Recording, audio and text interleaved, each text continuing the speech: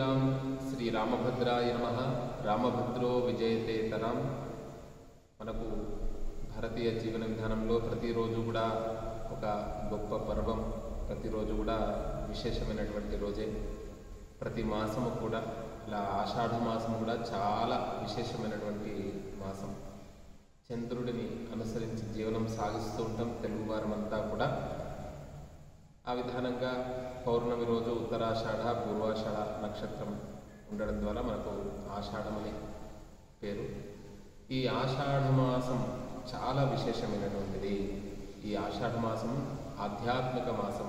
ఆషాఢం ఆధ్యాత్మికం. ఎందుచేతనంటే మొదటి రోజు నుండే మనకు వారాహి నవరాత్ర మహోత్సవములు. ఈ వారాహి దేవి అనేటువంటిది మనకు పూర్వము నుండే, అంటే కాశీలో మనం చూడొచ్చు వారాహి అమ్మవారిని, అలా భూగర్భంలో ఉంటుంది. తర్వాత కంచిలో కూడా మనం దర్శించవచ్చును గాయత్రి మండపంలో వారాహి అమ్మవారిని. తర్వాత ఈ వారాహి అనేటువంటిది తమిళనాడులో ఒక ప్రత్యేక దేవాలయం కూడా మనకు ఉన్నది. ప్రధానంగా ఈ వారాహి నవరాత్ర మహోత్సవములు అందరూ చేయవచ్చా అంటే దీనికి కొన్ని నియమాలు ఉన్నాయి. అంటే మన జీవన విధానము అంటే 6 మతాలు, శైవము, వైష్ణవము, తర్వాత కౌమారము, సౌరము, ఈ విధానంగా శాక్తేయ శక్తిని ఉపాసించేటువంటి వారు కొంతమంది ఉంటారన్నమాట. వారు ఏంటిదంటే ఈ దేవతారాధనలన్నీ కూడా కొన్ని గుప్తంగా చేసేటువంటి, వీటిని గుప్త నవరాత్రులు అని అంటారు. సంవత్సరంలో 4 నవరాత్రులు ప్రధానంగా వసంత నవరాత్ర మహోత్సవములు, శరద్ నవరాత్ర మహోత్సవంలో అందరికీ తెలిసినటువంటివి విజయదశమి. ఈ వసంత నవరాత్ర మహోత్సవంలో శ్రీరామనవమి. అందుకనే 100 వసంతాలు జీవించుగా కానీ అలా జీవేమ శరదశతం, నందామ శరదశతం, మోదామ శరదశతం అని ఆశీర్వచనం చేస్తూ ఉంటారు. అలా పూర్ణాయుష్కి. తర్వాత ఇంకొక 2 నవరాత్రులు ఇప్పుడు ఆషాఢ మాసంలో, మాఘ మాసంలో వచ్చేటువంటి వాటిని గుప్త నవరాత్రులు అంటారు. ఇవి కూడా చాలా విశేషమైనటువంటి గుప్త నవరాత్రులు అనంటే ఏదో దాన్ని ప్రత్యేకంగా ఇప్పుడు ఈ కాలంలో గుప్తంగా అంటే ఏంటిదంటే రహస్యం అని అర్థం అన్నట్టు. రహస్యం అంటే ఏమిటి? మనకు ఏదైనా ఒక చాలా గొప్పనైనటువంటి విషయం ఉంది, అద్భుతమైనటువంటి విషయం ఉన్నది, ఒక పని ఉన్నది, మనకు ఒక అద్భుతమైనటువంటి కార్యం ఉన్నది, మనకు లోకరక్షణ, దేశరక్షణ, ఇవన్నీ కూడా అద్భుత కార్యాలే కదా. అలా గుప్తంగా ఈ భూమి క్షేమంగా ఉండడానికి, దేశం క్షేమంగా ఉండడానికి కొంతమంది ఉపాసకులు శాక్తేయపరంగా ఉపాసిస్తూ ఉంటారు. మాధ్యమాల్లో వారు ఎప్పుడు కూడా కనబడరు. అలా రహస్యంగా ఏదైనా కూడా పని అయినాకనే చెప్తాం కదా మనము. వాళ్ళకు ప్రతిఫలం కూడా ఆశించరన్నట్టు. ప్రతిఫలం నిష్కామంగా చేసేటువంటి కొంతమంది మహనీయులు ఉంటారు. ఈ మాధ్యమాలలో వారు కనబడరు. మాలాంటి వారు ఏదో 2 మాటలు చెబుతూ ధర్మ మార్గంలో వెళ్ళడానికి ప్రయత్నం చేసేటువంటి వారిని ద్వారా కొన్ని విషయాలు తెలుసుకోవాలి కాబట్టి మనం చెప్పాల్సి వస్తుంది. ఈరోజు మాధ్యమాల్లో చూస్తున్నాం, అనేక రకాలుగా చెబుతున్నారు వారాహి అమ్మవారి గురించి. ఇది రహస్యంగా గుప్తంగా ఉపాసన చేసేటువంటి విధానం అన్నట్టు. అందరూ చేయవచ్చు అంటే చేయవచ్చును, కానీ రోజు 365 రోజులు మనకు పండుగనే, పర్వాలేదు. ఒక్కొక్క రోజు ఒక్కొక్క విశేషం, ఒక్కొక్క తిథికి ఒక్కొక్క దేవత, అధిష్టాన దేవత, ఒక్కొక్క రోజుకి ఒక్కొక్క వారం, ఒక్కొక్క నక్షత్రానికి ఒక్కొక్క దేవత, అలా దేవతలందరినీ కూడా మనం ఆరాధించాలి. కానీ కలియుగం కదా, కాబట్టి కొన్ని ఎవరి నియమాలు వాళ్ళకు ఉంటాయి. ఈ ఉపాసన చేసేవాళ్ళు ఉపాసన చేస్తుంటారు, వేదాధ్యయనం చేసేవాళ్ళు వేదాధ్యయనం చేస్తుంటారు, శాస్త్రాధ్యయనం చేసేవాళ్ళు శాస్త్రాధ్యయనం చేస్తుంటారు. అలా మిగతా వారంతా కూడా ఉద్యోగ ధర్మము, వ్యాపార ధర్మము, లౌకిక జీవన విధానం ఉంటారు. కాబట్టి వాళ్ళకి అదే పూజ, అదే ధర్మంలో, ఆ ఉద్యోగ ధర్మంలో, వ్యాపార ధర్మంలో ఉంటూ కూడా ఈ ఆషాఢ నవరాత్రుల్ని చేసుకోవచ్చు. ఒక చిత్రపటం కానివ్వండి, తర్వాత అమ్మవారిని 9 రోజులు కూడా తప్పకుండా ఒక నియమంగా ఉండొచ్చు. భారతీయ జీవన విధానమే ఒక నియమం, ఒక నిష్ఠ కలిగినటువంటి జీవన విధానం. ఆ విధానంగా ఈ వారాహి అమ్మవారి గురించి చేయవచ్చు అంటే అందరూ చేయవచ్చునని చెప్పారు. ఇందులో ప్రత్యేకంగా ఏ విధానంగా చేయాలి, అసలు వారాహి అమ్మవారు అంటే ఎవరు అనేటువంటి అంశాన్ని చాలామంది అడుగుతూ ఉన్నారు. వారాహి అమ్మవారు సప్తమాతృకల్లో ఒక దేవత. మనం ఏ యజ్ఞం చేసినా, ఏ పూజ చేసినా, ఏ కార్యక్రమం నిర్వహించుకున్నా కూడా సప్తమాతృకల్లో ఆ వారాహి అమ్మవారిని ఆరాధిస్తాము. తిరుమల నుండి మనం కిందికి దిగుతూ ఉంటే కూడా మనకు ఆ సప్తమాతృక దేవాలయం మనకు కనబడుతూ ఉంటుంది. ఏమిటి అంటే ఆ సప్తమాతృకలు బ్రాహ్మి, మాహేశ్వరి, కౌమారి, వైష్ణవి, పంచమి అంటే 5వ దేవత వారాహి అమ్మవారు. తర్వాత ఇంద్రాని, చాముండ. బ్రహ్మదేవుడి నుండి బ్రాహ్మీ శక్తి వచ్చింది. తర్వాత బ్రాహ్మి మహేశ్వరి నుండి మాహేశ్వరి శక్తి వచ్చింది. కౌమారి కుమారస్వామి నుండి కౌమారి దేవత. అంటే ఆ శక్తులే ఆ బ్రహ్మదేవుడి యొక్క బ్రాహ్మీ శక్తి. అలా విష్ణువు నుండి వైష్ణవి. వరాహ యజ్ఞవరాహ స్వరూపము నుండి ఆ వారాహీదేవి వచ్చింది, వరాహ స్వరూపం నుండి. ఈ విధానంగా ఇంద్రుడి నుండి అష్టదిక్పాలకులలో మొదటివాడు. అలా అష్టదిక్పాలకుల శక్తులతో కూడుకున్నటువంటి ఇంద్రాణి దేవత వచ్చింది. ఆ చాముండ అంటే మైసూర్ చాముండి అంటారు కదా, అలా అక్కడి నుండి చాముండ ఈ దేవతలు సప్తమాతృకలు వచ్చాయి. అందులో వారాహీదేవి చాలా ప్రధానమైనటువంటిది. ఈ వారాహి దేవాలయాలు ప్రధానంగా మనం కాశీలో మనము భూగర్భంలో ఉంటుంది.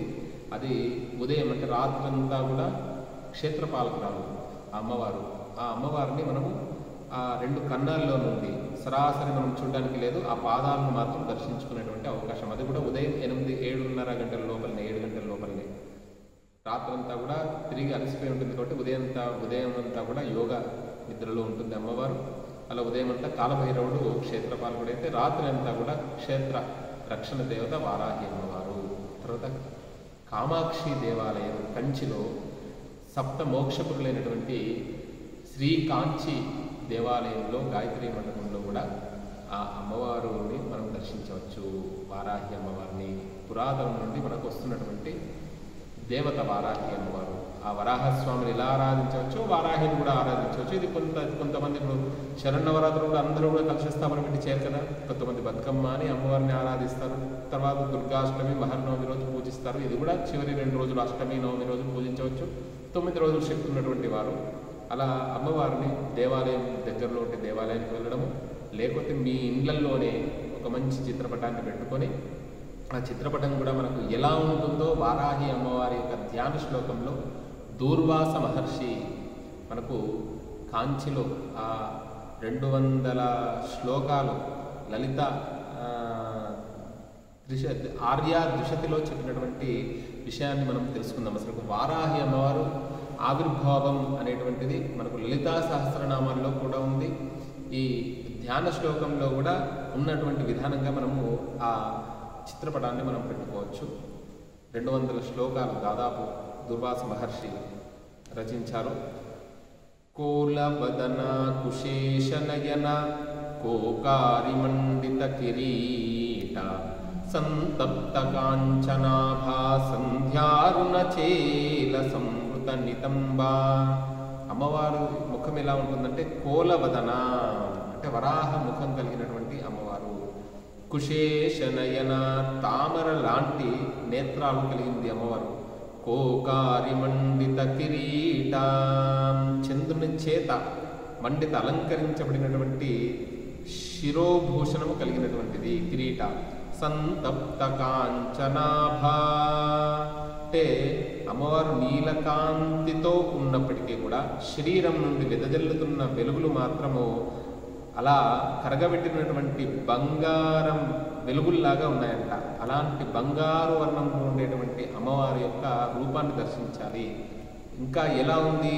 సంధ్యారుణ చేల, చేల అంటే వస్త్రం, అంటే సూర్యాస్తమయంలో ఎలాంటి ఎరుపు ఉంటుందో అలాంటి ఎరుపు వస్త్రాన్ని ధరించి ఉన్నది.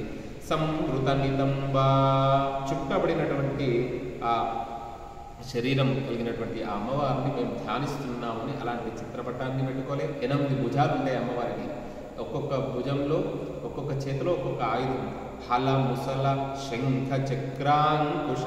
హలము అంటే నాగలి, తర్వాత ముసలము అంటే రోకలి. అంటే అందరికీ కూడా అన్నప్రదాయం, సకల చరాచర జగత్తులు ఉండేటువంటి సకల ప్రాణికి కూడా అన్నపూర్ణమాత అనంట. ఆ విధానంగా ఈ సమయంలో కూడా ఏరువాక పౌర్ణమి రోజు మనము దున్నడం జరుగుతుంది. తర్వాత ఇప్పుడు నాట్లు అనేటువంటివి వస్తాయి. ఇది ఆధ్యాత్మికంగా కూడా మనం తీసుకోవచ్చు అన్నట్టు. అంటే ఇప్పటి నుండే ఆధ్యాత్మికపరమైనటువంటి చాతుర్మాస్య దీక్ష కూడా మనకు ప్రారంభమవుతుంది అని చెప్పారన్నట్టు. ఒక 2 చేతుల్లో శంఖ చక్రాలను ధరించి ఉంటుంది, అంటే విష్ణు యొక్క శక్తి. తర్వాత కుశ పాశ శంఖ చక్రాంకుశ పాశ అభయ వరస్ఫురిత హస్త. శంఖము, చక్రము, అంకుశము అంటే ఒక 2 చేతుల్లో శంఖ చక్రాలు, ఇంకో 2 చేతుల్లో అంకుశ పాశం. పాశము అంటే అంకుశము అంటే అందరికీ తెలిసినటువంటిది. ఇప్పుడు నిరంకుశ పాలన అంటారు, అతను సరిగ్గా పాలన చేస్తలేడు అని అంటారు. అంకుశం ఎవరి చేతిలో ఉంటుంది అంటే ఏనుగుని తీసుకొని వెళ్ళేటువంటి మావటి చేతిలో ఉంటుంది. దానికి ఒక ఇనుప కడ్డీలాగా ఉంటుంది. అంటే ఏనుగు చర్మం చాలా మందం కాబట్టి ఆ విధానంగా అంకుశాన్ని ధరించి ఉంటాడన్నట్టు, అలా పట్టుకొని ఉంటాడు. అంటే ఏదైనా తప్పు మార్గంలో వెళ్ళేటువంటి వారిని సరైనటువంటి మార్గంలో పెట్టడానికి అనుగ్రహిస్తుందంట. అందుకనే నిరంకుశ పాలనను తొలగించి రాజులకు కూడా రాజ్యాధికారాన్ని, అంటే ఎవరైతే నిరంకుశ పాలన చేస్తుంటారో, ఎవరైతే దారి తప్పుతారో వారిని దారిలో పెట్టడానికి మావటివాడు ఏనుగుని ఏ విధంగా పట్టుకొని అలా ఉంటాడో అమ్మవారు కూడా అలా రాజ్యాధికారాన్ని ఇస్తుంది. ఒక మంచి మార్గంలో రాజ్యాధికారంలో ఉన్నటువంటి వారు ఆరాధన చేసేటువంటి దేవత. పాశము అంటే సామాన్యులకు కూడా పాశం అంటే ఏమిటి? యమధర్మరాజు చేతులు కూడా పాశం ఉంటుంది. ఆ పాశమేమో ఆత్మను బంధించడానికి. ఈ పాశం ఏమిటి అంటే భవసాగరంలో ఉండేటువంటి, మనం ఏం సామ్రాజ్యాలు కోరుతలేం కదా, చిన్న చిన్న కోరికలు, వివాహం కావాలి, సంతానం కావాలి, భూమి కావాలి, ఇల్లు కావాలి, ఇలాంటివే కదా, ద్రవ్యం కావాలి, రుణబాధలు ఉండకూడదు. అలాంటి లౌకిక ప్రయోజనాలను చేకూరుస్తుంది. భవసాగరంలో ఉండేటువంటి వారందరికీ కూడా ఆ భవసాగరాన్ని దాటిస్తుంది అంట. అలా పాశాంకుశ అభయ వర, అభయాన్ని వరాన్ని ప్రసాదిస్తుందంట. అంటే భయము లేకుండా వర ముద్ర, అభయవర ముద్రను ప్రకాశిస్తున్నటువంటి ఆ పూర్ణమైనటువంటి దయామయమైనటువంటి కూలాంకుశ అనుకంప అంటే అలా పూర్ణమైనటువంటి దయాసాగరాలైనటువంటి ఆ అమ్మవారిని నేను ధ్యానిస్తున్నాను అని చెప్పేసి ధూర్తానాం మతిదూర వార్తా శేషవలగ్న కమనీయ. ఎవరైతే ఆర్తులుంటారో ఆర్తులకందరికీ కూడా ఆర్తయాలి శుభదాత్రి, ఆర్తులకు ఉంటారో వారికి శుభాన్ని ప్రసాదిస్తుంది. ధూర్తులైనటువంటి దుర్మార్గులకి మాత్రం దొరకడం చాలా కష్టం. అలాంటి ఆ అమ్మవారు భవతు వాంఛితార్థాంశ అంటే వార్తాశేష. అంటే ఈరోజు వార్త అంటే వార్తాపత్రికల్లో వచ్చేటువంటి వార్తలు కావండి, విశేషమైనటువంటి మన ధర్మ వాంఛితాలను నెరవేర్చేటువంటి ఆ తల్లికి నమస్కారం చేస్తున్నాను అని చెప్పేసి చాలా విశేషంగా చెప్పారు. అదేవిధంగా మనకు ఆర్యాశతకంలో కూడా చాలా విశేషంగా చెప్పడం ఉంది. అలాంటి ఆ అమ్మవారిని ధ్యానిస్తున్నాను అని చెప్పన్నట్టు ఇదే విషయాన్ని లలిత ఉపాఖ్యానంలో కూడా, లలితా సహస్రనామాల్లో కూడా భండాసుర వధోద్యుక్త శక్తి సేనా సమన్విత అంటే ఒక 18-20 నామాల వరకు ఈ అమ్మవారు అంటే వారాహీదేవి ఆవిర్భవించిందంట. లలిత అమ్మవారికి కుడివైపు ఎడమవైపు, ఒకవైపేమో ఈ దండాన్ని పట్టుకుని ఉంటుంది అమ్మవారు, ఒకవైపు రాజశ్యామల అమ్మవారు. అంటే అదే వారాహి రూపము, అదే విధంగా సరస్వతి రాజశ్యామల రూపం అని చెప్తారంట. లలిత అమ్మవారికి ఇరువైపులా ఉంటారు.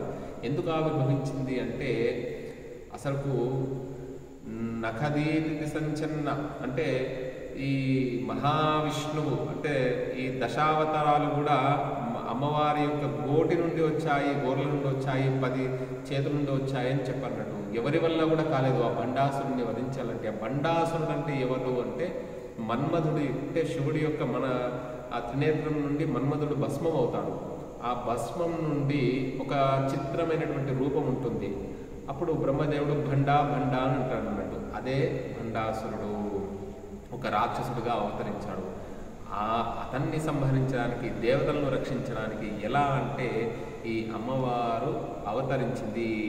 ఈ దండనాథ అని అంటారు అన్నట్టు. ఈ వారాహి అమ్మవారే ఆవిర్భవించి అతన్ని సంహరించింది అని చెప్పారు. మంత్రిని అంటే లలిత అమ్మవారు ప్రధానంగా ఇచ్ఛాశక్తి, అయితే ఇచ్ఛాశక్తి నుండి తర్వాత క్రియాశక్తి, జ్ఞానశక్తి. క్రియాశక్తి అంటే దండనాథ వారాహి అమ్మవారు, జ్ఞానశక్తి అంటే సరస్వతి అమ్మవారు అని చెప్పారన్నట్టు. అలా భండా అంటే భస్మం అని అర్థం అన్నట్టు. అలా ఒక చిత్రమైనటువంటి రూపం వచ్చింది. అతన్ని సంహరించడానికి ఒక సేనలతోనే వచ్చిందట. ఎలాంటి సేనలు అంటే సంపత్కరీ సమారూఢ సింధుర ప్రజసేవిత. సంపత్కరి అంటే సంపదలు ఉంటే ఏమవుతుంది అని అంటే ధనం మదాయ, ఎప్పుడు కూడా దుష్టులకు ఏంటిదంటే సంపద బాగా ఉంటే మదం వస్తుందంట.